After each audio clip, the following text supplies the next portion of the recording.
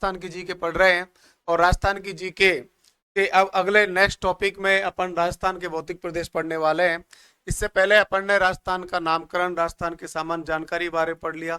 एक टॉपिक अपन जिले और संभाग पढ़ चुके ही हैं। आज अपन पढ़ेंगे राजस्थान के भौतिक प्रदेश। ये बहुत ही बड़ा इंपॉर्टेंट टॉपिक होता है। इसमें राजस्थान के भौतिक प्रदेश यानी राजस्थान को कितने भौतिक विभाजनों में विभाजित किया गया है, अपने यहाँ के कितने फिजिकल रीजन है, इसकी जानकारी इस टॉपिक में पढ़ने वाले हैं।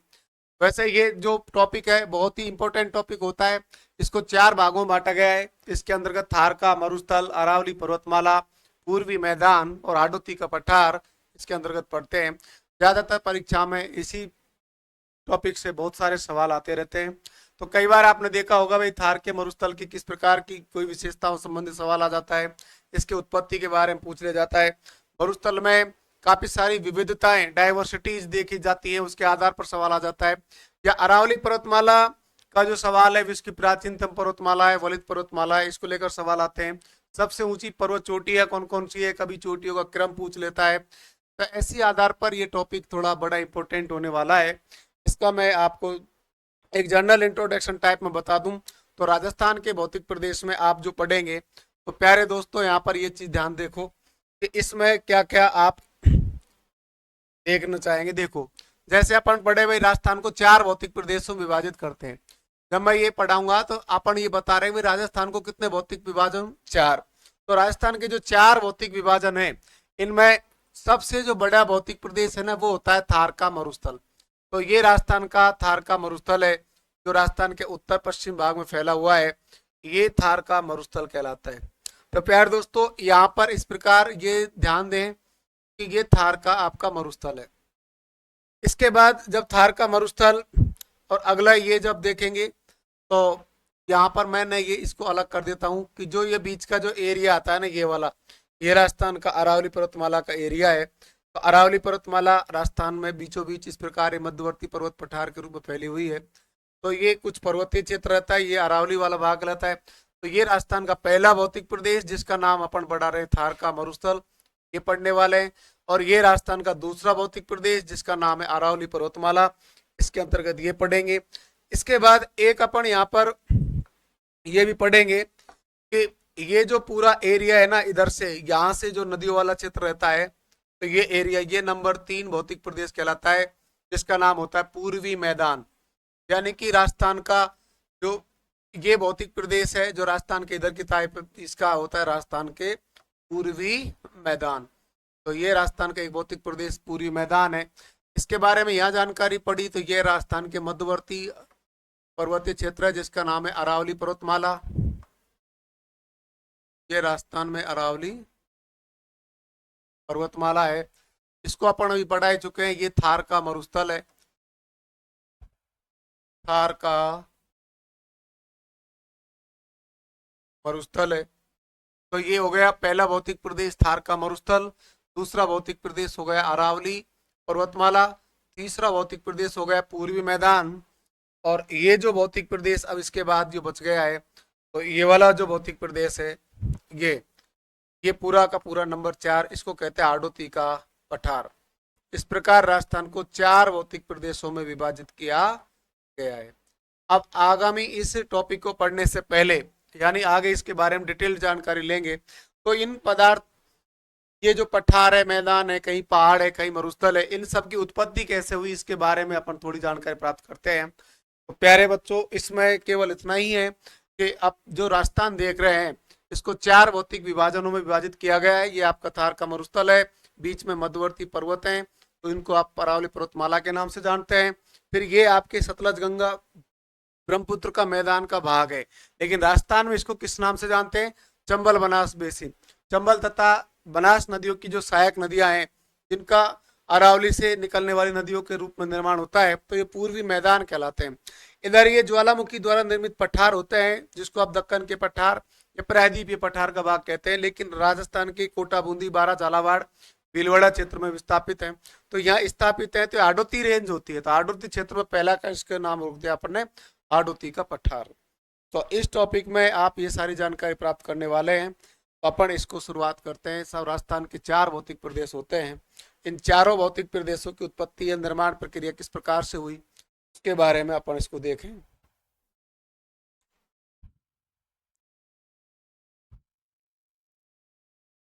तो अब शुरुआत करते हैं क्लास की। देखो सब, राजस्थान के भौतिक प्रदेशों की उत्पत्ति या राजस्थान के इसकी उत्पत्ति। तो यहाँ देखो थोड़ा से आप,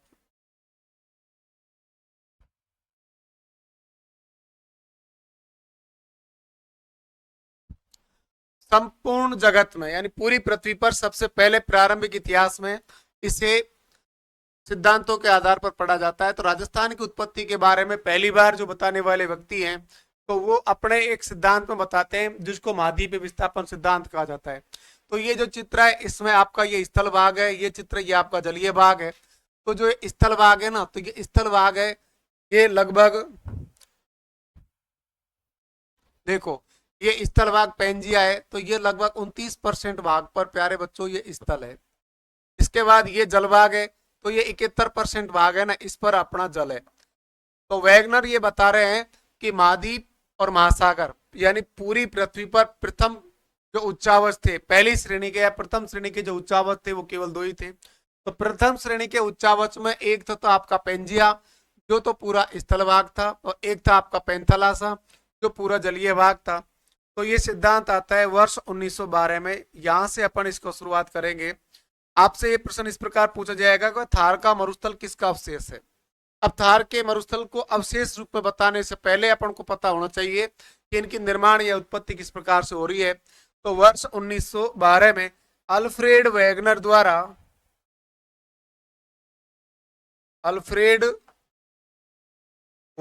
द्वारा एक सिद्धांत दिया गया था जिसका नाम है महाद्वीपीय विस्थापन सिद्धांत। महाद्वीपीय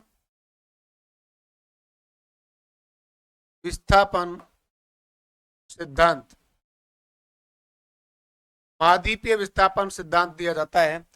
इसमें वैगनर कहते हैं कि पूरी पृथ्वी का जो संपूर्ण स्थलखंड है, पृथ्वी का संपूर्ण स्थलखंड जिसको नाम दिया जा रहा है पेंजिया, तो पृथ्वी पर दो भाग बता रखे हैं, एक जलीय भाग है एक स्थल भाग है। तो ये जो आपका भाग दिखा रखा है जिसका नाम दे रहे हैं वो जल, तो इस संपूर्ण जल भाग को जिससे हुई है महासागरों की उत्पत्ति, और ये आपका स्थल भाग है इससे हुई है महाद्वीपों की उत्पत्ति। तो इस चित्र में यही ये बताया गया है कि स्थल भाग का जो नाम है वो तो है पेंजिया जिससे कि महाद्वीपों की उत्पत्ति हुई है, और जलीय भाग है उसका नाम है आपका पेंथालासा जिससे महासागरों की उत्पत्ति हुई है। आगे क्या होता है, इसी पेंजिया में धीरे धीरे दरार और चटकने पड़ जाती हैं। तो दरार और चटकने पड़ जाने से पेंजिया का धीरे धीरे हो जाता है विभाजन। अब जब पेंजिया का धीरे धीरे विभाजन हो जाता है, अब विभाजन होता है तो इन दरार चटकनों में पेंथालासा का पानी समाहित हो जाता है। यानी कि ऐसा मानो कि ये धीरे धीरे पेंजिया में दरार एवं चटकने पड़ गई। अब जैसे ये दरार और चटकने पड़ जाती है तो पेंथालासा का जो पानी है वो इस धीरे धीरे जो अंदर वाले भाग में यानी दरार चटकनों में समाहित होता जाता है, और इस पेंजिया के दो भाग हो जाते हैं। जब इस पेंजिया के दो भाग हो रहे हैं तो उत्तरी भाग इसका कहलाता है आपका अंगारा लैंड, और दक्षिणी भाग इसका कहलाता है गोंडवाना लैंड। और बीच में जिस भूसन्नति का निर्माण होता है, बीच में जिस भूसन्नति का निर्माण होता है उसका क्या नाम दे रहे हैं वो प्यारे बच्चों बनती है 33 सागर। इस प्रकार ध्यान दें कि यहाँ पर क्या क्या बन गए, अंगारा लैंड, 33 सागर और गोंडवाना लैंड। तो ये जो घटनाक्रम बना है या ये अंगारा लैंड या नाम की जो भूसन्नतियां बनती है 33 सागर नाम की, तो वो पूरा का पूरा कार्बोनिफेरस युग की घटना है। तो अपन को ये पता रहना चाहिए कि ये घटनाक्रम किस कालखंड का है। तो ये प्रश्न कई बार आ चुका है। अब हमसे क्या पूछा जाएगा कि पेंजिया में दरार एवं चटकने पड़ी तो वो कालखंड कौन सा था, उसका उत्तर भी आपका कार्बोनिफेरस युग ही है। इसके बाद ये पूछा जाएगा पेंजिया विभाजन कब होता है, तो भी कार्बोनिफेरस युग है। या अपन से एक सवाल यहाँ पर ये कर सकता है अंगारा लैंड की उत्पत्ति कब होती है। तो जो ये पूरी की पूरी पृथ्वी है इसके स्थल भाग को पेंजिया कहा गया है। तो पेंजिया में दरार एवं चटकने पड़ी तब जाकर के इसके अंदर पानी समाहित हुआ, और उत्तरी भाग इसका अंगारा लैंड कहलाया। तो ध्यान रहे, देखो ये उत्तरी भाग है तो उत्तरी भाग को नाम अपन क्या दे अंगारा लैंड। तो अंगारा लैंड की उत्पत्ति है ना वो भी कब हो रही है आपके कार्बोनिफेरस युग में। 33 सागर नाम की जो भूसन्नति है, इस 33 सागर नाम की भूसन्नति का निर्माण भी हो रहा है कार्बोनिफेरस युग में। या ये दक्षिणी जो भाग है इसका नाम दे रहे हैं गोंडवाना लैंड। तो गोंडवाना लैंड की उत्पत्ति कब हो रही है वो भी कार्बोनिफेरस युग में। तो टोटली कहने का मतलब यह है कि अल्फ्रेड वैगनर अपने सिद्धांत में यह समझाने की कोशिश कर रहे हैं कि संपूर्ण पृथ्वी पहले जो स्थलभाग था उसका नाम रखा उन्होंने पेंजिया। पेंजिया से सातों महाद्वीपों की उत्पत्ति होती है। इसके चारों तरफ जो पानी विद्यमान है, पेंजिया के चारों ओर जो पानी फैला हुआ है या पानी यहाँ पर चारों तरफ जो दिखाई देता है, इससे नाम दिया उन्होंने पेंथलासा। तो ये अभी सेकंड ग्रेड के एग्जाम में पिछली वाले पूछा गया था कि पेंजिया के चारों ओर विद्यमान जलीय राशि क्या कहलाती है। तो पेंजिया के चारों ओर जो विद्यमान जलीय राशि है उसका नाम होता है पेंथलासा। तो विश्व के जितने भी बड़े महाद्वीप हैं उनका निर्माण हुआ है पेंजिया से, और महासागर ये बड़े सागर हैं उनका निर्माण हुआ है पेंथलासा से। तो महाद्वीप और महासागर इसमें बताया गया। तो देखो महाद्वीप और महासागर यानी महाद्वीपीय विस्थापन सिद्धांत, तो ये प्रथम श्रेणी के उच्चावच हैं। जब अपन से पूछी जाए कि पहली बार किस प्रकार की उच्चावच श्रेणियों का निर्माण होता है, तो प्रथम श्रेणी के उच्चावच जब भी आएगा तो आपको दो शब्द याद रखने। प्रथम श्रेणी के उच्चावच में एक शब्द तो याद रखना है महाद्वीप, यानी कि विश्व के जो 7 महाद्वीप हैं वो प्रथम श्रेणी के उच्चावच है, और एक याद रखना है महासागर। तो महाद्वीप तथा महासागर वैगनर के अनुसार प्रथम श्रेणी के उच्चावच हैं, जिनका निर्माण पेंजिया से या पेंथलासा से होता है। तो इस स्लाइड में मैंने समझाने की कोशिश की है कि भाई ये महाद्वीप और महासागर प्रथम श्रेणी के उच्चावच है। महाद्वीपों का निर्माण पेंजिया से, महासागर का निर्माण पेंथलासा से। सिद्धांत किसने दिया है? अल्फ्रेड वैगनर ने दिया है। सिद्धांत का क्या नाम है? महाद्वीपीय विस्थापन सिद्धांत इस सिद्धांत का नाम है, और वर्ष 1912 में दिया है। इसके बाद देखो, अब जो वो पेंजिया है, संपूर्ण पेंजिया है, अभी थोड़ी देर पहले मैंने आपको समझाया था कि इस पेंजिया को अपन जब पूरे उसमें देखेंगे तो उसका उत्तरी भाग मैंने बताया अंगारालैंड, ये बात हो गई साहब अंगारालैंड। बीच में इसका एक भाग बता दिया मैंने आपको अंगारालैंड के साथ में, ये भाग बता दिया मैंने आपको 33 सागर। तो ध्यान रहे ये 33 सागर हो गया। इसका फिर एक भाग अपन ने ये बता दिया गोंडवाना लैंड, तो ये आपका गोंडवाना लैंड हो गया। ये चित्र केवल समझने के लिए है। तो उसमें ये बताया जा रहा है कि इसी पेंजिया से ये 3 जो आपके स्थलखंड है ये निर्माण हो रहा है। उत्तरी भाग अंगारालैंड या लोरेशिया कहलाता है, मध्य भाग आपका 33 सागर कहलाता है, और दक्षिणी भाग आपके गोंडवाना लैंड कहलाता है। अब देखो ये होते क्या है, तो जो अंगारालैंड है ना, तो ये जैसे आपका उत्तरी अमेरिका महाद्वीप है, तो ये अंगारालैंड का अवशेष हो गया। तो यहाँ पर अपन ये समझा सकते हैं कि उत्तरी अमेरिका महाद्वीप।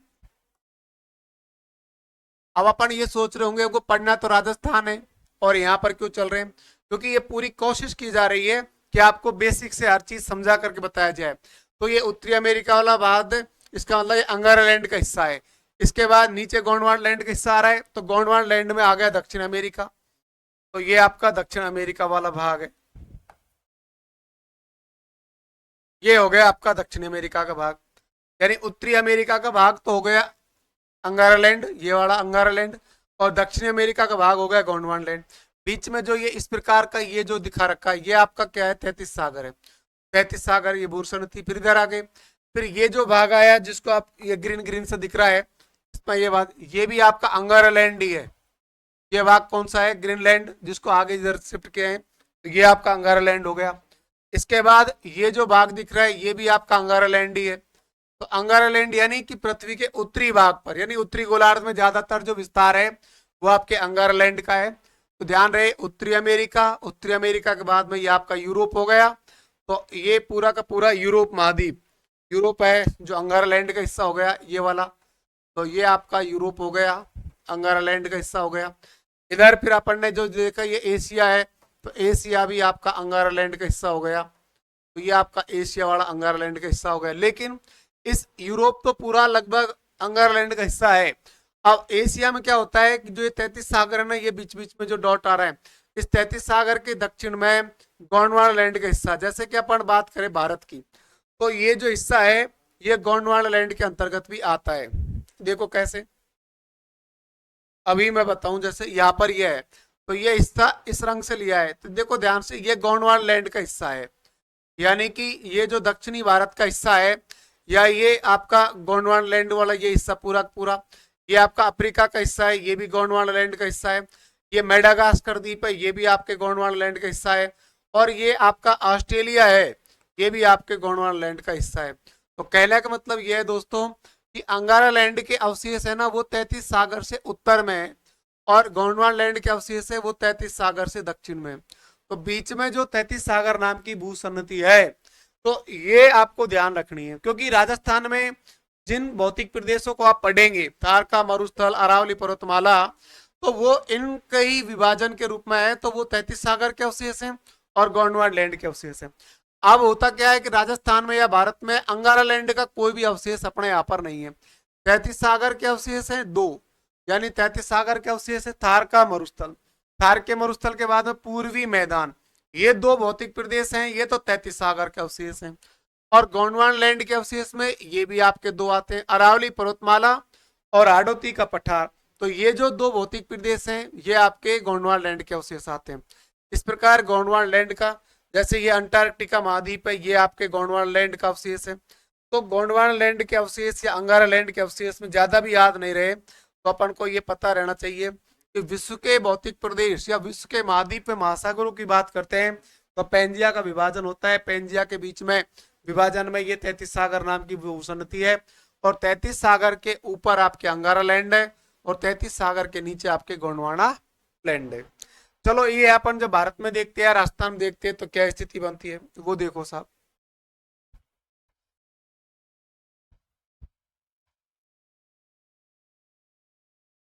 ये अपना भारत का मानचित्र है। तो अपन ये देखते हैं भाई, थोड़ी देर पहले मैंने बताया एशिया में, यानी एशिया के उत्तरी भागों में आपके गोंडवाना लैंड के अवशेष या अंगारा लैंड के अवशेष या 33 सागर अवशेष, इसमें से किस भाग के है किस भाग के नहीं है। तो मैं कोशिश कर रहा हूं कि आपको ये प्रॉपर समझ में आ जाए। आपका ये भारत का मानचित्र है, इस भारत के मानचित्र में ये देखो ध्यान से,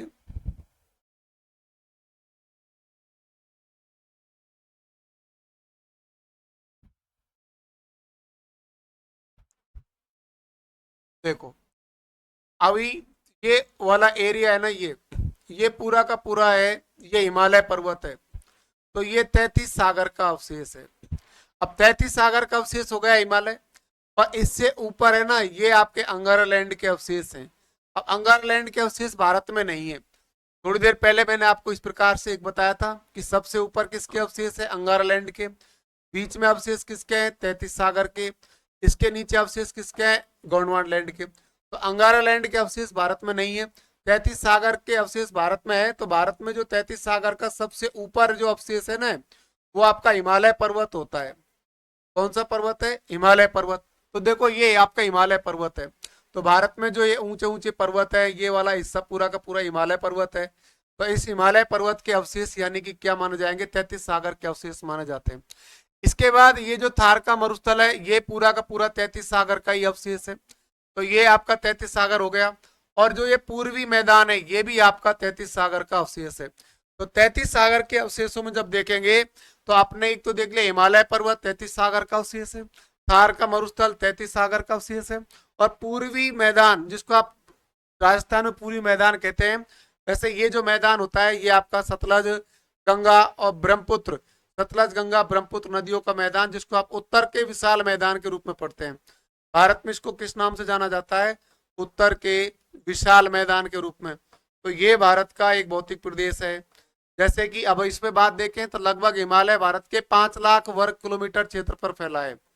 हिमालय का जो विस्तार है वो 5 लाख वर्ग किलोमीटर पर, ये जो मैदान है ये भारत के लगभग 7 लाख वर्ग किलोमीटर क्षेत्र पर फैला हुआ है, और ये 1.5 से 2 लाख वर्ग किलोमीटर क्षेत्र पर फैला हुआ है।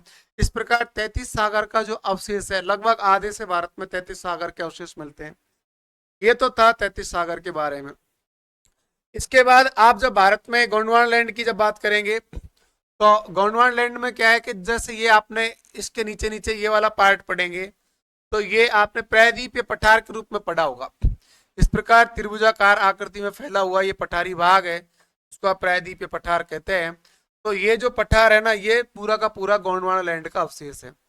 अब ये पूरा गोंडवाना लैंड का अवशेष है, पूरा पठारी भाग है। तो यहाँ आप इस प्रकार ध्यान दें, मैंने ये लिख दिया है गोंडवाना लैंड। तो इसको वैसे भारत में कहते हैं दक्षिण का पठार, इसको भारत में कहते हैं दक्षिण का पठार, इसी का नाम है प्रायद्वीपीय पठार। तो आप जो राजस्थान में हाड़ौती का पठार पढ़ने वाले हैं, तो वो हाड़ौती का पठार इसी पठार का भाग है, इसलिए ये गोंडवाना लैंड का अवशेष है। एक बात। दूसरा क्या है कि इसमें अपन जो दूसरे एक पर्वतमालाएं पढ़ेंगे, तो उन पर्वतमालाओं में आप पढ़ेंगे अरावली पर्वतमाला। तो यहाँ इस प्रकार से एक पर्वतमाला पढ़ेंगे जिसका नाम है अरावली पर्वतमाला, और दिल्ली तक ये इस प्रकार फैली हुई है। तो ये राजस्थान में जो अरावली पर्वतमाला है ना, ये भी आपके किसका भाग है? गोंडवाना लैंड का भाग है। तो एक तो ये गोंडवाना लैंड का भाग ये हो गया, एक आपका ही हो गया। और ये जो इसका पठारी भाग है गोंडवाना लैंड का, ये वाला भाग, तो ये भी आपका गोंडवाना लैंड का भाग है। तो मेरा कहने का मतलब यह है कि इन चार भौतिक प्रदेशों में अपन को भारत के भौतिक प्रदेश नहीं पढ़ने, अपन को भौतिक प्रदेश पढ़ना है राजस्थान के। अब राजस्थान के चार भौतिक प्रदेश हैं, राजस्थान के चार भौतिक प्रदेश, राजस्थान के भौतिक प्रदेश, राजस्थान के भौतिक प्रदेश कितने हैं बच्चों? चार।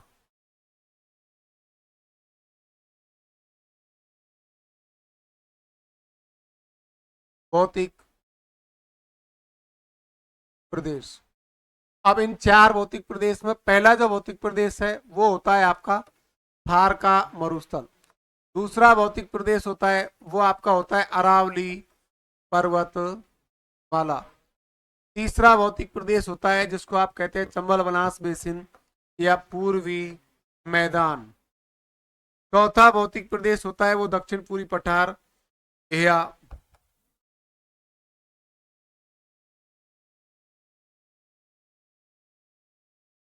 हाड़ौती का पठार।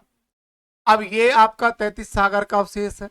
इसके बाद ये 33 सागर का अवशेष है। तो यहाँ ये समझाने की कोशिश की जा रही है कि 33 सागर के अवशेष और गोंडवाना लैंड के अवशेष क्या है।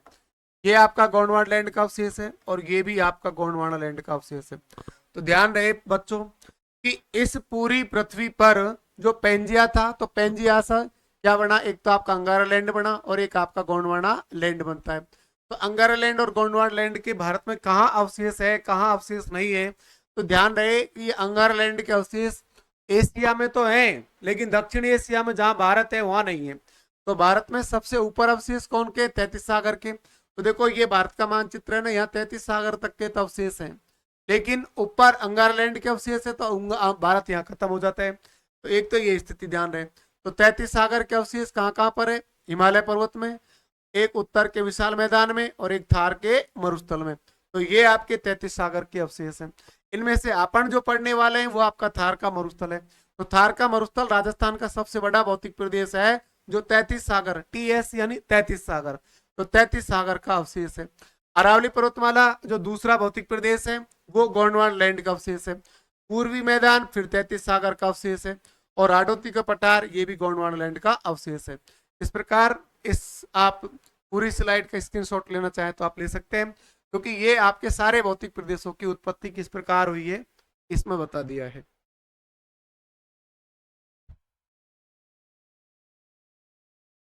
अब अपन आज का जो मानचित्र है उसके अनुसार देखते हैं कि राजस्थान के जो भौतिक प्रदेश हैं।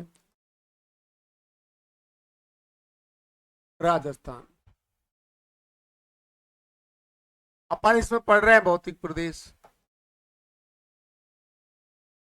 और भौतिक प्रदेश हैं चार।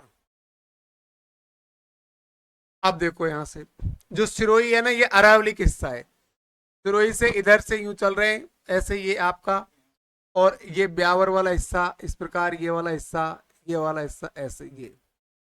फिर आप इधर से देखेंगे उदयपुर डूंगरपुर वाला ये हिस्सा ऐसे, ये थोड़ा सा बीच में ऐसे होता है ये वाला हिस्सा।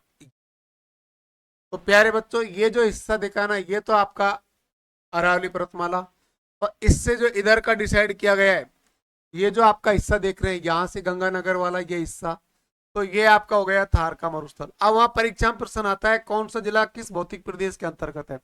तो चित्र में स्पष्ट दिखा रखा है, गंगानगर हो गया, ये आपका हनुमानगढ़ हो गया। तो ध्यान रहे एक तो आपका गंगानगर, दूसरा हो गया आपका हनुमानगढ़, तो गंगानगर हनुमानगढ़, तीसरा हो गया आपका चूरू, और ये सीकर झुंझुनू। तो सीकर झुंझुनू आधे इधर भी आते हैं और आधे इधर भी आते हैं। ऐसा क्यों है? क्योंकि जो आपके मालाखेत की पहाड़ियां हैं, जैसे आपने अर्श की पहाड़ियां, मालाखेत की पहाड़ियां, जीन माता के मंदिर वगैरह देखे, तो वो पहाड़ियों वाला हिस्सा है ना, वो तो अरावली का हिस्सा है, और बाकी खेतड़ी सिंगाना झुंझुनू का हिस्सा है वो आपके अरावली का हिस्सा है, बाकी मरुस्थल वाला हिस्सा है। तो ये हो गए पांच। इसके बाद बीकानेर हो जाता है, ये आपका फलौदी हो जाता है, ये आपका जैसलमेर हो जाता है, ये बाड़मेर हो जाता है, या नया जिला बालोतरा हो गया, ये आपका जालौर हो गया, इधर ये आपका पाली हो गया, ये आपका जोधपुर हो गया, ये आपका नागौर हो गया, और ये डीडवाना कुचामन हो गया। तो ध्यान रहे ये जो आपके जिले हैं, तो पहले ये 12 मरुस्थलीय जिले होते थे। कितने मरुस्थलीय जिले होते थे? 12। लेकिन दो और बढ़ गए, अब दो और बढ़ गए, तो दो बढ़ कौन कौन से गए? तो अब जो 12 मरुस्थलीय जिले है ना, इनमें ये सारे अपन ने पढ़ लिए। तो दो तीन जो मरुस्थलीय जिले बढ़े, तो उनमें अपन एक तो कह सकते हैं कि आपने ऐसे देखा होगा, ये मरुस्थल वाला भाग है। तो मरुस्थलीय जिले कितने पढ़े पहले अपन ने? यदि आपने पहले कभी पढ़ रखे हैं तो राजस्थान में जो मरुस्थलीय जिले हैं, तो मरुस्थलीय जिलों की संख्या थी पहले 12। तो ये मरुस्थलीय जिले थे 12। अब इन 12 जिलों में एक तो क्या बढ़ गया, जैसे फलौदी, एक अपन ने लिख लिया साहब फलौदी। इन मरुस्थलीय जिलों में एक तो बढ़ गया फलौदी, ये आपका हो गया फलौदी।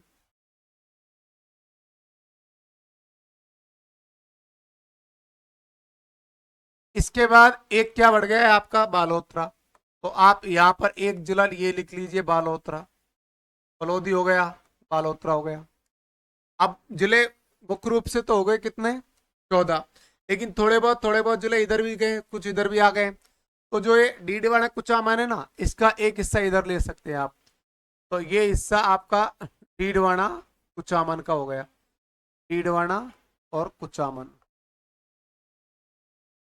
ऐसे यदि आज मरुस्थलीय जिले पूछे तो ये हो गए 3, तो प्लस ये आपका 3 जिला, तो ये 15 मरुस्थलीय जिले आप बता सकते हैं कि राजस्थान में मरुस्थलीय जिलों की संख्या कितनी है। तो पूर्णतः मरुस्थलीय जिलों की संख्या आपके अब 15 मरुस्थलीय जिले हो गए। लेकिन ये याद रहे, पहले आपके मरुस्थलीय जिले 12। यहाँ पर ये भारत सरकार का डीडीपी प्रोग्राम चलता है, जिसको आप कहते हैं मरु, मरु यानी डेजर्ट डेवलपमेंट, डेवलपमेंट यानी कि विकास, और प्रोग्राम यानी कि कार्यक्रम। तो मरु विकास कार्यक्रम भारत सरकार के द्वारा चलाया गया एक प्रोग्राम है, जिसका उद्देश्य क्या है कि 1977-78 से चला रहा है। तो जो 12 मरुस्थलीय जिले थे, इन मरुस्थलीय जिलों को हरा भरा करना, यानी कि इनमें मरुस्थलीय जिलों में हरियाली विकसित करना, मरुस्थलीय जिलों में हरियाली का विकास करना, इसका मुख्य उद्देश्य था। तो ये आपका डीडीपी का प्रोग्राम चलता था। तो ये परीक्षा में कई बार पूछा गया है कि आपके डीडीपी प्रोग्राम यानी 1977-78 से ये चला हुआ है। तो मरु विकास कार्यक्रम आरएस में भी, ये मेंस में 2 बार आ चुका है कि भाई ये मरु विकास कार्यक्रम की शुरुआत कब होती है, या मरु विकास कार्यक्रम के ऊपर बताइए। तो वहां अपन क्या करते हैं कि भाई मरु विकास कार्यक्रम भारत सरकार का एक प्रोग्राम है जो 1977-78 से चल रहा है, और इसमें 12 मरुस्थलीय जिले शामिल किए जाते हैं। इन 12 मरुस्थलीय जिलों में हरियाली का विकास करना, या मरुस्थल का बढ़ रहा रेगिस्तानी मार्च उसको कंट्रोल करना, या अपन कह सकते थे कि चारों तरफ का जो एरिया है मरुस्थल का, उसका होलिस्टिक डेवलपमेंट करना, यानी आजीविका के सुधार विकसित करना। तो ये उद्देश्य हुआ करते थे भारत सरकार के। तो ये 1977-78 से प्रोग्राम चल रहा है। तो मैं ये क्यों बता रहा हूँ, क्योंकि उसमें ये स्पष्ट लिखा गया है कि 12 मरुस्थलीय जिले शामिल है। तो पहले जितनी भी बार एग्जाम हुए उसमें ये पूछा गया है कि थार के मरुस्थल में जिले कितने हैं। तो बच्चों याद रहे कि थार के जिलों में 12 मरुस्थलीय जिले होते थे, लेकिन है तो अभी भी वही जिले, लेकिन उनसे जो नए जिले बने ना, ये आप काउंट करके लिख लेंगे। जैसे पहले बाड़मेर था, तो बाड़मेर से ये जिला बना दिया आपका बालोतरा, तो आपको बालोतरा याद रहना चाहिए। इधर आपका पहले जोधपुर था, तो जोधपुर से ये जिला बना दिया फलौदी, तो आपको फलौदी याद रहना चाहिए। इधर नागौर था, तो नागौर से ये जिला बना दिया आपका डीडवाना कुचामन, तो ये जिला याद रहना चाहिए। तो 12 और 3 15 जिले आप मोटे मोटे से थार के मरुस्थल में आज की तारीख में बता सकते हैं। यूं पहले भी ये जालोर था, तो जालोर से सांचौर भी जिला बनाया था, लेकिन अब खत्म कर दिया है। तो आपको ये भी पता रहना चाहिए कौन कौन से जिले पहले बने और वह घट गए, लेकिन सवाल इतना डीप में आता नहीं है। तो मोटी मोटी से आप ये जानकारी ली, इसलिए मैंने ये आउटलाइन वाला मानचित्र लिया है कि आपको आसानी से समझा सके, आपके अच्छे से ये प्रॉपर एक डायग्राम के आधार पर समझ विकसित हो सके। तो अपन ने क्या किया है, उन्हीं जिलों का आउटलाइन वाला हिस्सा लिया है, जिसको आप थार के मरुस्थल के रूप में जाने। तो ये आपका पहला भौतिक प्रदेश हो गया थार का मरुस्थल। तो पहला भौतिक प्रदेश की सामान्य जानकारी अपन बताते हैं, थार का मरुस्थल। ये टॉपिक लंबा है, थोड़ा बड़ा चलने वाला है, इसलिए मैं धीरे धीरे इसको आराम से पढ़ा रहा हूं। तो पहला भौतिक प्रदेश अपन ने पढ़ा थार का मरुस्थल। अब देखो दूसरा अपन इसी पे पढ़ रहे अरावली पर्वतमाला, अरावली पर्वतमाला। हालांकि इनके बारे में एक एक डिटेल से पढ़ेंगे, फिलहाल मैं ये परिचय टाइप में बता रहा हूँ अरावली पर्वतमाला देखो। अब देखो अरावली पर्वतमाला में अपन एक तो पढ़ते हैं सुरुई। सुरुई का मतलब ये शुरू कहां से होती है, तो देखो ये एस एस यानी, चलो मैं इसके लिए कलर अलग चेंज कर लेता हूं। इसके लिए अपन देखो ये हो गया, ये एस यानी कि सुरुई, और ये आपके उदयपुर। तो अरावली पर्वतमाला की जो शुरुआत होती है ना, अरावली पर्वतमाला की शुरुआत वो यहां से होती है इस प्रकार। तो ये आपके अरावली पर्वतमाला की शुरुआत हुई। तो सिरोही और उदयपुर, शुरू शुरू यानी एस यू शुरू। तो सिरोही और उदयपुर से फिर राजसमंद आ गया, फिर ये भीलवाड़ा आ गया, ये ब्यावर आ गया, ये अजमेर आ गया, इधर आपके जयपुर आ गया। थोड़ा आपके जाएंगे, देखो सीकर झुंझुनू का हिस्सा थोड़ा सा आता है, जो आपके जीन माता का पहाड़ है या मालाखेत की पहाड़ियां है, अर्श की पहाड़ियां है, ये पहाड़ियों वाला हिस्सा है ना, या झुंझुनू का खेतड़ी सिंगाना वाला हिस्सा है, वो तो अरावली का हिस्सा है। उत्तरी अरावली में उसको कंसिडर किया जाता है। इसके बाद मरुस्थल है। इसके बाद ये आपका जयपुर, जयपुर से एक नया जिला बना दिया, जैसे आपके कोटपुतली बहरोड। ये आपका अलवर है, अलवर से ये बना दिया आपका खैरतर तिजारा। तो ये जो पूरी बेल्ट है ये आपके राजस्थान में अरावली पर्वतमाला के नाम से जानी जाती है। राज्य में जैसे 61.11%, ये आपका थार के मरुस्थल का क्षेत्र कितना है, 61.11%। ऐसे अरावली का जो क्षेत्र है ना, ये होता है 9.2%। तो ध्यान रहे कि ये अरावली पर्वतमाला है, राजस्थान के मध्यवर्ती क्षेत्र में है। तो राज्य के मध्यवर्ती क्षेत्र में ऊंची पर्वतमालाएं हैं, जबकि एक लंबी इस प्रकार दक्षिण पश्चिम से उत्तर पूर्व की ओर इनका विस्तार है। ये राज्य के कितने परसेंट भाग पर है, 9.2% भाग पर। थार का मरुस्थल जो राजस्थान का सबसे बड़ा भौतिक प्रदेश है, वो राज्य के 61.11% भाग पर है। इसके बाद अब आप ऐसे सोचते होंगे भाई अरावली में जिले कितने माने जाएंगे, तो अरावली के जो जिले हैं, तो एक तो हो गया सिरोही, एक हो गया उदयपुर, ये आपका हो गया राजसमंद, ये आपका भीलवाड़ा, ब्यावर, अजमेर, जयपुर। जयपुर से अलग हुआ है कोटपुतली बहरोड। इसके बाद अलवर, अलवर से अलग हुआ है खैरपुर तिजारा। तो ये खैरतल जो तिजारा है ना, ये सारे का सारा भाग आपका अरावली के अंतर्गत आता है। इसके बाद तीसरा जो भौतिक प्रदेश है, तीसरा भौतिक प्रदेश अपन इसमें पढ़ेंगे चंबल बनास बेसिन, या इसको एक और नाम दे सकते हैं पूर्वी मैदान। अरावली पर्वतमाला के पूर्व में है, इसलिए इसका नाम दे रहे हैं पूर्वी मैदान। और ये चंबल तथा बनास नदियों के या इनकी सहायक नदियों के द्वारा बहाकर लाई गई मिट्टी से बना हुआ है, इसलिए इसको चंबल बनास बेसिन या पूर्वी मैदान कहा जाता है। अब देखो चंबल नदी है, तो चंबल नदी इस प्रकार, ये मान लो ये यहाँ पर एक पहाड़ियां है, तो ये पहाड़ियां है मध्य प्रदेश में, जनापाव की पहाड़ियां। तो जनापाव की पहाड़ियों से निकलकर एक नदी आ रही है, ये आपकी चंबल नदी इस प्रकार ये बह करके, और ये धौलपुर से उत्तर प्रदेश में चली जाती है। अब ये नदी है प्यारे बच्चों चंबल।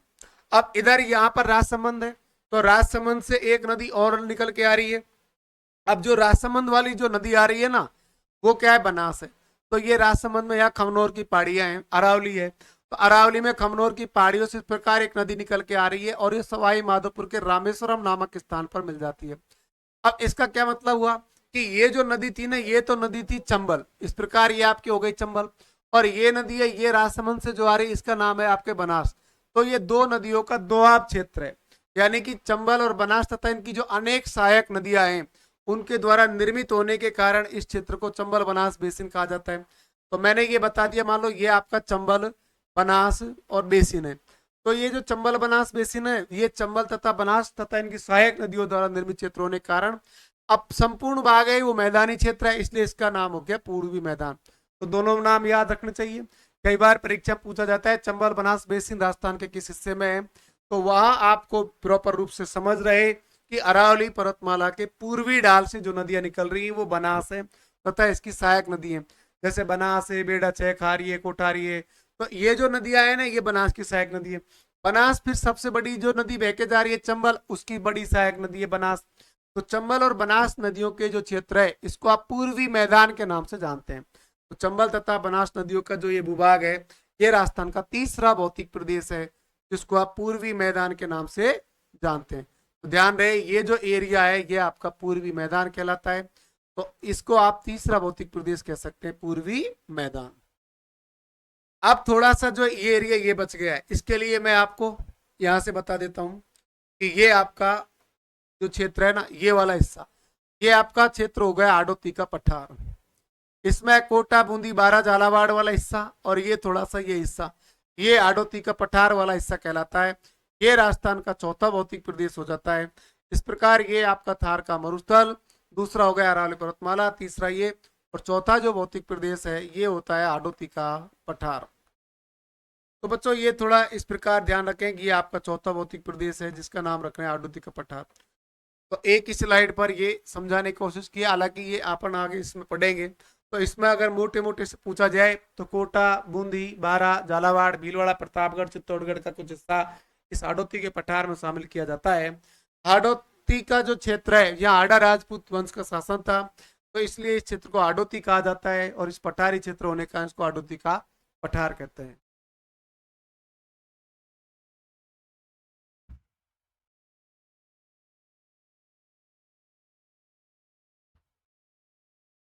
अब अपन इसके एक एक बारे में पढ़ लेते हैं आगे।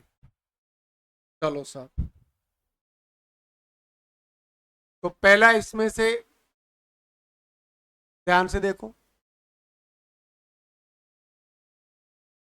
पहले तो ये अवशेष वगैरह आप अब नोट डाउन कर रहे होंगे, तो इस प्रकार आप लिख दो इसको। अब तक मैंने आपको समझाया टॉपिक, अब आप इसको लिख सकते हैं। टॉपिक का नाम है राजस्थान के भौतिक प्रदेश।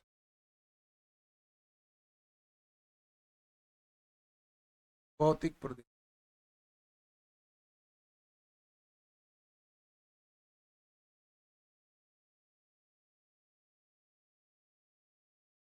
उच्चावच के आधार पर राजस्थान को 4 भौतिक प्रदेशों में विभाजित किया जाता है। उच्चावच के आधार पर राजस्थान को 4 भौतिक प्रदेशों में विभाजित किया जाता है, जिन्हें अपन उत्तर पश्चिम, रेतीला प्रदेश, उत्तर पश्चिम रेतीला प्रदेश, इसको आप कहते हैं थार का मरुस्थल। मध्यवर्ती मध्यवर्ती पर्वतीय क्षेत्र, इसको आप कहते हैं अरावली पर्वतमाला।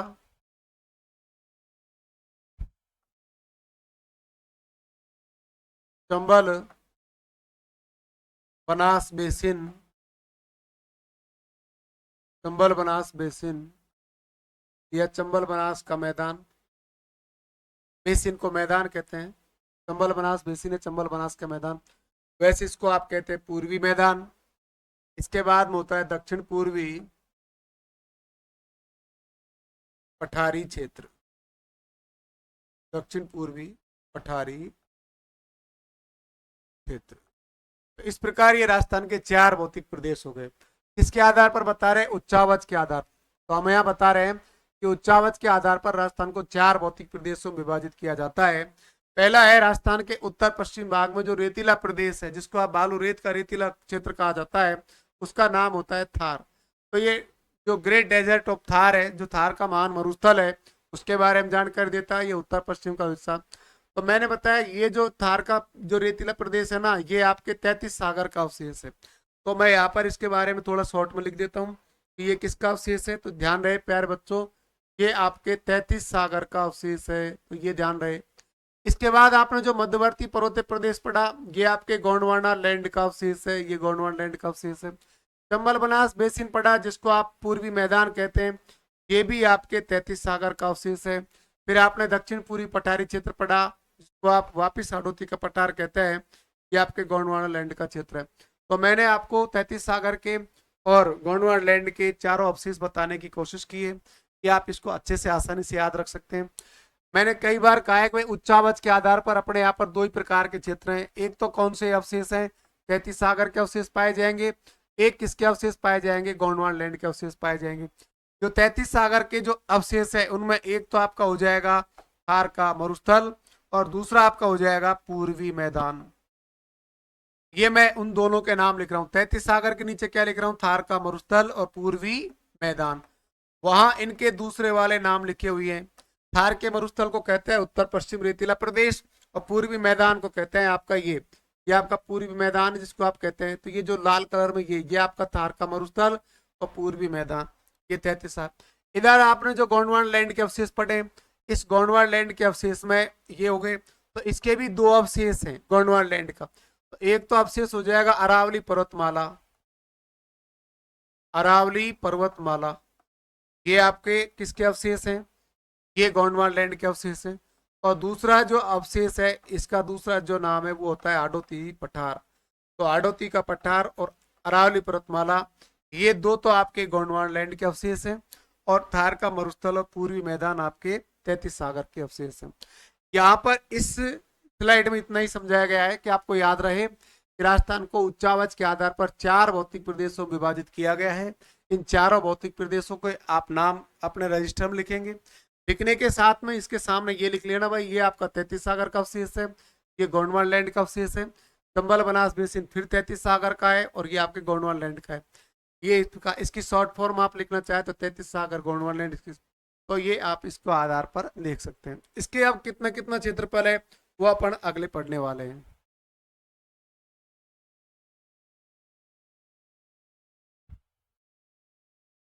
देखो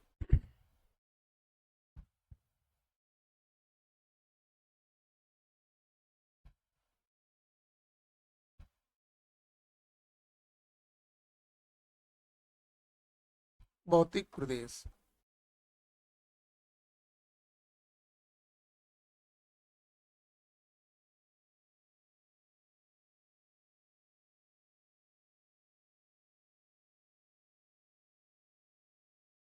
थार का मरुस्थल,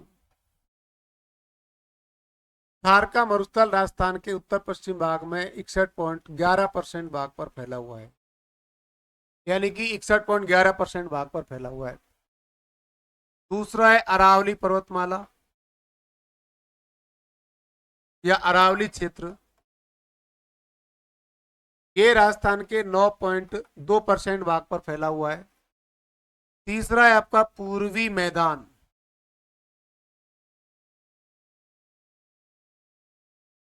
पूर्वी मैदान, ये 23.3% भाग पर फैला हुआ है। और चौथा आपका आडोती का पठार,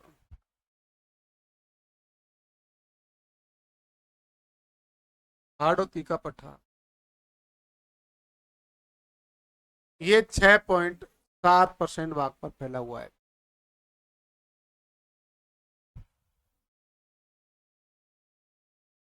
ये 33 सागर का अवशेष बताया हुआ है, ये गोंडवाना लैंड का अवशेष बताया हुआ है, ये फिर 33 सागर का अवशेष बताया हुआ है, और ये गोंडवाना लैंड का अवशेष बताया हुआ है। इस प्रकार परीक्षा में एक बार सवाल आया हुआ है कि राजस्थान में 33 सागर के अवशेष और गोंडवाना लैंड के अवशेषों के मध्य अनुपात कितना है। तो ध्यान रहे कि देखो ये 61.11%, 33 सागर, ये वाला 33 सागर है, ये वाला 33 सागर है, तो 61.11% भाग। इसके बाद ये ले लिया अपन ने, ये होता है 23.03% भाग। अब इन दोनों को जोड़ रहे हैं क्योंकि ये भी 33 सागर है और ये भी 33 सागर है। तो देखो प्यारे बच्चों, ये 84% हो गया और ये आपका 14% भाग हो गया। अब अपन इसको मोटा मोटा सा रफली ऐसे इसका राउंड फिगर में बता सकते हैं कि राजस्थान के लगभग 85% भाग पर 33 सागर के अवशेष हैं। किसके अवशेष हैं? राजस्थान के लगभग 85% भाग पर 33 सागर के अवशेष हैं। ये बात हो गई। इसके बाद अब गोंडवाना लैंड की बात करेंगे। तो गोंडवाना लैंड का जो अवशेष है ना, ये वाला, तो देखो ध्यान से 9.2% भाग पर, ये आपका अरावली वाला हिस्सा हो गया। फिर आप यहाँ पर बात कर रहे हैं 6.7% भाग पर, तो ये आपका 9 और 6 होते हैं 15, 15.9% भाग की बात करी जा रही है यहाँ पर। अब ये जो लगभग 15% भाग है, तो ये लगभग 15 जो परसेंट भाग है ना, ये आपका गोंडवाना लैंड का अवशेष हो गया। तो वहां थोड़ा इस प्रकार से परीक्षा में एक बार सवाल आया हुआ है कि राजस्थान के कितने परसेंट भाग पर किसके अवशेष हैं। तो गोंडवाना लैंड के जो अवशेष हैं वो लगभग 15% भाग पर है और 33 सागर के अवशेष हैं ये। तो यार नोट डाल के आप इसमें लाइन लिख दें कि राजस्थान में 33 सागर और इसके अवशेष कितना है, तो 33 सागर, और ये गोंडवाना लैंड इसके अवशेष में 33 सागर है इसके 85% भाग पर और गोंडवाना लैंड है 15% भाग पर। तो ये थोड़ा सा आपको ध्यान रखना होगा। कि राजस्थान के जो संपूर्ण धरातल है, राजस्थान का संपूर्ण भूभाग है, उसके लगभग 85% भाग पर लगभग 33 सागर है और 15% भाग पर आपका गोंडवाना लैंड है। तो ये आपका मोटा मोटा सा इसका आइडिया। तो राजस्थान को 4 भौतिक प्रदेशों में इस प्रकार से विभाजित किया गया है।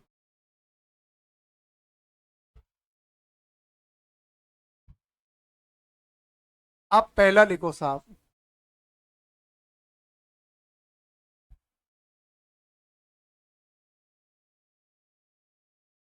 थार का मरुस्थल। अब देखो, थार का जो मरुस्थल है ये भारत और पाकिस्तान दोनों देशों में है। थार का मरुस्थल भारत और पाकिस्तान दोनों देशों में है। इसके बाद ये राजस्थान के उत्तर पश्चिम भाग में है। थार का मरुस्थल राजस्थान के उत्तर पश्चिम भाग में है। इसके बाद आप पढ़ते हैं कि ये सबसे बड़ा भौतिक प्रदेश है। थार का मरुस्थल सबसे बड़ा भौतिक प्रदेश है क्योंकि इसका जो क्षेत्रफल है वो लगभग 61.11% भाग पर है। तो ये राज्य का सबसे बड़ा भौतिक प्रदेश है। फिर हमने ये पढ़ा हुआ है कि उत्तर पश्चिम भाग में रेतीला है, तो ये रेतीला मरुस्थल है, जिसको आप रेतीला मरुस्थल है। तो थार का मरुस्थल पूरा का पूरा रेतीला प्रदेश है, यह रेतीला मरुस्थलीय क्षेत्र है, जिसको आप द ग्रेट थली के नाम से जानते हैं। इसको कहते हैं द ग्रेट थली, थली यानी कि मरुस्थली। तो इसको द ग्रेट थली के नाम से जानते हैं। थार का मरुस्थल रेतीला मरुस्थलीय क्षेत्र है। अब इसकी क्या क्या भौतिक विशेषता है इसके बारे में अपन पढ़ेंगे, या किस प्रकार की जैविक विविधता है या जैविक विविधताओं के बारे में इसमें पढ़ लेंगे। तो थोड़ा इतना याद रखें कि ये कई बार सवाल आ चुका है। अभी जो आपने सीईटी का एग्जाम दिया पिछली बार, उसमें इसके क्षेत्रफल को लेकर के 2 सवाल आए हुए हैं कि भाई थार के मरुस्थल का क्षेत्रफल अपन कितना माने, 1,75,000 वर्ग किलोमीटर माने, क्योंकि ये किताब में लिखा हुआ है। और एक ऑप्शन इसमें कई बार ऐसे आता है 1,82,000 लगभग। तो अब कौन सा आंसर सही है ये डिपेंड करता है। अब थार का मरुस्थल का 1,75,000 वर्ग किलोमीटर क्षेत्रफल है और उसी थार के मरुस्थल का 1,82,000 वर्ग किलोमीटर क्षेत्र है। तो ये दोनों ऑप्शन सही है। कैसे सही है कि अब ये 1,75,000 वर्ग किलोमीटर लिखा हुआ है ना, तो ये पूरा का पूरा जो मरुस्थल है उसके आधार पर निकाली गई कैलकुलेशन है। लेकिन जब आप 61.11% भाग इसमें बताते हैं, तो हमारे यहाँ थार का मरुस्थल 61.11% भाग पर है। जब आपका क्या आता है 1,82,000 वर्ग किलोमीटर और इसमें आता है तो ये लगभग 58% भाग आता है। तो मरुस्थल का जितना भी भाग है वो भारत में लगभग कितना है, 58% भाग। अब जो ये थार का मरुस्थल है ये है कहाँ, तो इसका विस्तार देखो साहब। अब ये तो अपन ने दिशा के अनुसार तो पढ़ लिया कि थार का मरुस्थल उत्तर पश्चिम भाग में, लेकिन इसका विस्तार है कितने राज्यों में। तो अपन इसका विस्तार कहाँ का बता रहे हैं, तो सबसे पहले मैं ये बता रहा हूँ पश्चिमी राजस्थान। थार के मरुस्थल का विस्तार कहाँ पर है, पश्चिमी राजस्थान। इसके बाद पूरे राजस्थान पे नहीं है, पश्चिमी जो राजस्थान है ना उसमें ही केवल थार के मरुस्थल का विस्तार है, जिसमें मैंने अभी थोड़ी देर पहले ऐसे बताया था कि जो 12 मरुस्थलीय जिले हैं वो आपके पश्चिमी राजस्थान में है। अब अपन ने ये बता रहे हैं कि उत्तर पश्चिम गुजरात, गुजरात में पूरे में नहीं है, गुजरात के भी उत्तर पश्चिम जो भाग है उसमें आपका थोड़ा सा मरुस्थल है। तो पश्चिमी राजस्थान कह सकते हैं, उत्तर पश्चिम गुजरात कह सकते हैं। इसके बाद हम बता रहे हैं दक्षिण पश्चिम पंजाब हरियाणा। एक तो क्या है दक्षिण पश्चिम पंजाब हरियाणा, पूरा पंजाब हरियाणा भी मरुस्थल नहीं है। तो दक्षिण पश्चिम पंजाब हरियाणा है, ये थार के मरुस्थल का पार्ट है, थोड़ा बहुत पार्ट है। तो ध्यान रहे कि थार का मरुस्थल भारत और पाकिस्तान 2 देशों में है, लेकिन जब बात भारत की आती है तो भारत के 4 राज्यों में। तो थार के मरुस्थल का विस्तार भारत के कितने राज्यों में है, तो भारत के 4 राज्यों में। 4 राज्यों में आपका राजस्थान है, इसमें आपका गुजरात है और इसमें आपके एक तो पंजाब हो गया और एक आपका हरियाणा हो गया। तो राजस्थान हो गया, ये आपका गुजरात हो गया, ये आपका पंजाब हो गया और इधर आपका हरियाणा हो गया। तो इसके थोड़े बहुत भाग में इसका विस्तार है। विस्तार पर थोड़ा सा आप ध्यान रख सकते हैं कि थार का मरुस्थल राजस्थान के उत्तर पश्चिम भाग में है, लेकिन पूरे पश्चिमी राजस्थान के लगभग 61.11% भाग पर इसका विस्तार है। गुजरात की बात करेंगे तो उत्तर पश्चिम भाग में है और पंजाब हरियाणा की बात करेंगे तो पंजाब हरियाणा के दक्षिण पश्चिम भाग में। इस प्रकार ये थार के मरुस्थल का विस्तार है।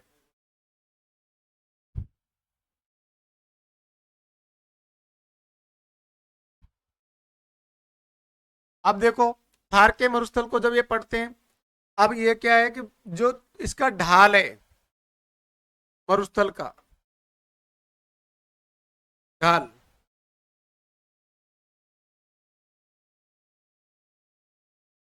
ऐसे जैसे आपने देखा हुआ है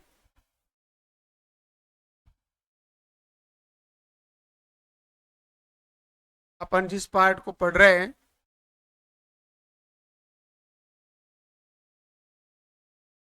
वो ये वाला है। ये इस प्रकार लूनी नदी बहती है, ये अजमेर के नागपाड़ से लूनी, तो इसका ढाल इस प्रकार है। तो इधर दिशा होती है उत्तर, ध्यान समझना है, इधर दिशा होती है पूर्व, तो ये उत्तर हो गया, ये पूरा हो गया। तो उत्तर पूर्व से दक्षिण पश्चिम की ओर है, ये आपका हो गया पश्चिम और ये आपका हो गया दक्षिण। तो इसका ढाल क्या लिख रहे हैं अपन, उत्तर पूर्व से दक्षिण पश्चिम की ओर, ये इसका ढाल है। या इसको अपन ऐसे लिख सकते हैं लूनी नदी के अनुसार, यानी थार के मरुस्थल का जो ढाल है वो लूनी नदी के अनुसार है। ये हो गया थार के मरुस्थल का ढाल लूनी नदी के अनुसार। अब इसका एरिया अपन ने पढ़ लिया 61.11% भूभाग पर। पहले इसमें 12 मरुस्थलीय जिले होते थे, आज इसमें अपन 15 मरुस्थलीय जिले बता सकते हैं। इसके बाद इसको अपन अब आगे पढ़ेंगे। तो जो ये 25 सेंटीमीटर की वर्षा रेखा है, तो 25 सेंटीमीटर की वर्षा रेखा इस थार के मरुस्थल के इस प्रकार दो बराबर भाग करेगी। अब 25 सेंटीमीटर की वर्षा रेखा है, थार के मरुस्थल के दो बराबर भाग करती है। तो ये वाला भाग है ना, ये तो कहलाएगा आपका शुष्क मरुस्थल, और ये वाला भाग है ये कहलाएगा आपका अर्ध शुष्क मरुस्थल। तो शुष्क मरुस्थल और अर्ध शुष्क मरुस्थल, ये अगली स्लाइड पर देखें कि भाई थार के मरुस्थल को दो बराबर भाग करने वाली जो रेखा है,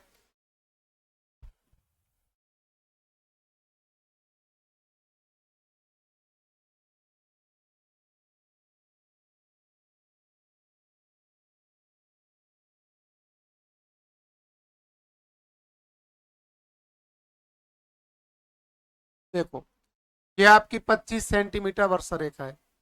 अब ये जो 25 सेंटीमीटर वर्षा रेखा है, तो इधर तो ये हो जाएगा आपका शुष्क मरुस्थल,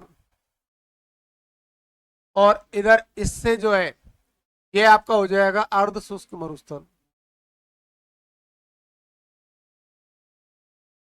अर्ध शुष्क मरुस्थल। तो ये शुष्क मरुस्थल और ये अर्ध शुष्क मरुस्थल, तो ये डिवाइड किसने किया है, 25 सेंटीमीटर की वर्षा रेखा ने। तो ध्यान रहे कि थार के मरुस्थल को दो भागों में बांटा जाता है। तो 25 सेंटीमीटर समवर्षा रेखा, 25 सेंटीमीटर की समवर्षा रेखा थार के मरुस्थल को दो भागों में विभाजित करती है। इसका एक भाग कहलाएगा शुष्क मरुस्थल,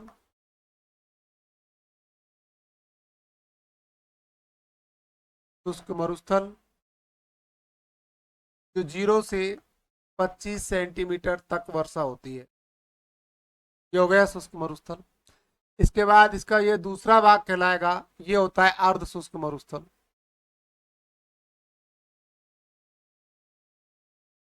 अर्ध शुष्क मरुस्थल, इसको आप 25 से और 50 सेंटीमीटर वर्षा रेखा द्वारा देखते हैं। यानी कि राजस्थान के मरुस्थल को दो भाग कर रही है समवर्षा रेखा 25 सेंटीमीटर। तो 25 सेंटीमीटर की जो समवर्षा रेखा है इस मरुस्थल के दो भागों में विभाजित करती है। तो 25 सेंटीमीटर के इधर, इसका मतलब कि ये आपके 25 सेंटीमीटर है, तो 25 सेंटीमीटर से इधर पश्चिम में तो 0 से 25 सेंटीमीटर वर्षा होती है, और 25 सेंटीमीटर से इधर पूर्व में 25 से 50 सेंटीमीटर तक वर्षा होती है।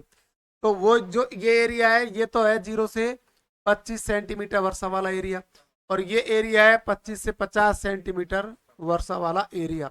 तो ये शुष्क मरुस्थल कहलाता है, पहला पार्ट है जो तो शुष्क मरुस्थल कहलाता है, और दूसरा जो पार्ट है ये अर्ध शुष्क मरुस्थल कहलाता है। तो थार के मरुस्थल को 25 सेंटीमीटर वर्षा रेखा दो भागों में विभाजित कर देती है, शुष्क मरुस्थल और अर्ध शुष्क मरुस्थल। ये थोड़ा ध्यान रखना है क्योंकि ये परीक्षा में कई बार पूछा गया है। अच्छा, कई बार क्या होता है, आपने ध्यान दिया हो तो 2018 के फर्स्ट ग्रेड में ये सवाल आया हुआ था, मैंने ऐसे ईयर लिख दिया है। देखो प्रीवियस ईयर के क्वेश्चन से आपको क्या बेनिफिट मिलता है कि ये ऐसे सवाल आए कब है, तो ध्यान रहे वहां ये जो 25 सेंटीमीटर है ना, इसको 25 सेंटीमीटर को 250 मिलीमीटर करके सवाल पूछा गया था। 25 सेंटीमीटर है, अब 25 सेंटीमीटर को मिलीमीटर बदल दिया, ऑप्शन में वहाँ 25 भी होता है, 50 मिलीमीटर भी होता है, 100 मिलीमीटर भी होता है और 250 मिलीमीटर भी होता है। तो अपन ज्यादातर पढ़ के जाते हैं सेंटीमीटर में और वो उसको इकाई में दे देता है। फर्स्ट ग्रेड जैसे बड़े एग्जाम में सवाल पूछा गया है तो ऐसा तो है नहीं भाई ये सीधे सीधे पूछा होगा, कहीं ना कहीं कोई तो चेंज किया ही होगा। तो वहां पर इसको इस प्रकार पूछा गया था कि 250 सेंटीमीटर की वर्षा रेखा कौन से दो भौतिक प्रदेशों को विभाजित करती है या किस भौतिक प्रदेश से गुजरती है। तो वहां अपन को याद रखना चाहिए कि ये जो शुष्क प्रदेश है या अर्ध शुष्क प्रदेश है, इनको विभाजित करने वाली जो रेखा है यही 25 सेंटीमीटर वर्षा रेखा है। शुष्क प्रदेश जिसको अपन ने कहा 0 से 25 सेंटीमीटर और अर्ध शुष्क प्रदेश जिसको अपन ने कहा 25 से 50 सेंटीमीटर। तो 25 से 50 सेंटीमीटर और 25 से 0 से 25 सेंटीमीटर, तो ये आया हुआ सवाल है। तो ये आपके प्रीवियस ईयर के क्वेश्चनों के आधार पर आप समझ विकसित कर सकते हैं, क्योंकि ऐसे सवाल परीक्षा में आगामी समय भी आ सकते हैं, तो ये थोड़ा आप ध्यान रखें। तो प्यारे बच्चों अपन ने ये जो पढ़ा है थार का मरुस्थल, कल इनके बारे में पढ़ेंगे। शुष्क मरुस्थल को 2 भागों में विभाजित करेंगे, अर्ध शुष्क मरुस्थल को आप 4 भागों में विभाजित करेंगे, तब इसके बारे में डिटेल जानकारी पढ़ेंगे। आज तो क्या है राजस्थान के भौतिक प्रदेशों के बारे में एक ब्रीफ इंट्रोडक्शन देना था और ये टॉपिक प्रारंभ करना था, जो इसलिए शुरुआत की है। कल से अपन इसको कंटिन्यू रखेंगे। धन्यवाद।